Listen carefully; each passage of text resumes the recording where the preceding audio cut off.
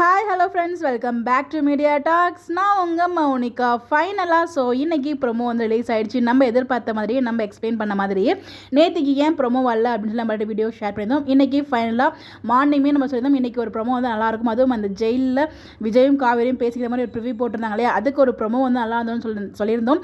அதே மாதிரியே அதுக்கேற்ற மாதிரி ரொம்ப ரொம்ப ரொம்ப சூப்பராக ஒரு ப்ரொமோ வந்து ரிலீஸ் பண்ணியிருந்தாங்க. பார்க்க கஷ்டமாக இருந்தாலும் பட் ஆக்டிங் வைஸ் அப்பா பின்றாங்கப்பா. ரெண்டு பேருமே மாற்றி ஒருத்தருக்கு ஒருத்தர் சலிச்சது இல்லை அப்படிங்கிற மாதிரி அவங்களோட பெர்ஃபார்மன்ஸ், அவங்களோட கண்ணாக இருக்கட்டும், அந்த ஃபேஸ் ரியாக்ஷன் எல்லாம் எந்த லெவலுக்கு பெர்ஃபார்ம் பண்ணது பாருங்கள். ஐயோ சொல்ல வார்த்தை இல்லை ரெண்டு பேரோட நடிப்பை பற்றி.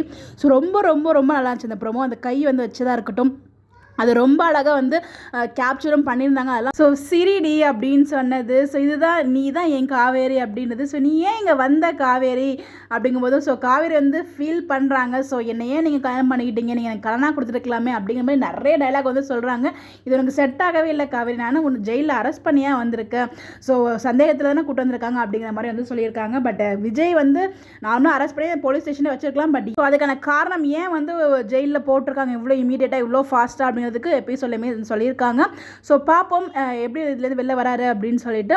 நீங்கள் ப்ரோமோ பார்த்தீங்கன்னா உண்மையில ப்ரோமோ ரொம்ப ரொம்ப நல்லா இருந்துச்சுங்க. அப்படியே ஒரு மாதிரி ஒரு எமோஷ்னலாக இருந்துச்சு, நல்லா இருந்துச்சு பார்க்குறதுக்கு. அவங்க ஷூட் பண்ணியிருந்ததாக இருக்கட்டும், அவங்க ஆக்டிங் வைஸ் அவங்க வந்து நடிக்கலை, வாழ்கிறாங்க விஜய் காவேரியா, அப்படிதான் இருந்துச்சு. அதை பார்க்கும்போது அவ்வளோ ஒரு சூப்பராக இருந்துச்சு. எத்தனை பேர் ப்ரோமோ பார்த்து என்ஜாய் பண்ணீங்கன்னு சொல்லி மறக்காமல் கமெண்ட்டில் ஷேர் பண்ணுங்க. என்ஜாய் பண்ணிருக்க மாட்டீங்க, ஒரு மாதிரி ஃபீல் பண்ணியிருப்பீங்க. அதை சொல்ல எப்படி சொல்கிறது எனக்கு தெரியல. உங்களுடைய கருத்துக்கள் கமெண்ட்டில் சொல்லுங்கள்.